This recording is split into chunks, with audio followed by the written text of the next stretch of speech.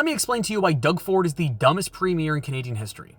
Because a few weeks after removing tolls from the provincially owned part of the 407, which by the way we still haven't paid off, and the day after forcing all of Ontario public sector workers to drive back into the office, Doug Ford is saying that the 407 is jammed up and we should widen it. Even though experts have been telling Doug Ford for years that induced demand means that widening the highways will only result in more traffic.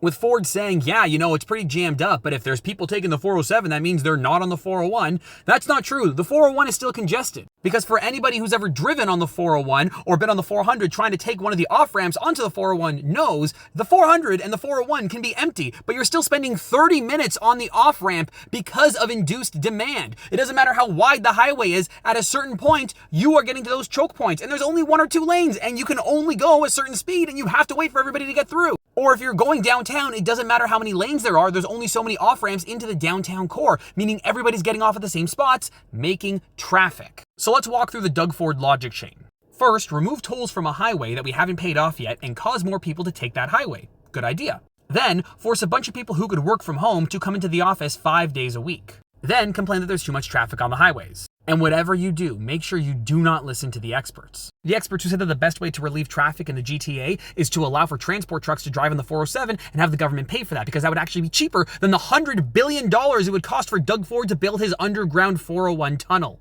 Doug Ford does not govern based on the best information provided to him. He does not govern based on what experts tell him. He governs based on his gut feeling, and his gut feeling sucks. Doug Ford was handed a political and business legacy, drove that business into the ground, and then sold it to a company that just so happens to have connections to the company that he is spending $500 million to build a parking garage for in downtown Toronto, a company that said that they build spas, but they don't actually build spas. They only own one random one in Romania. Doug Ford cannot govern. He is incompetent, and he is leading this province to ruin.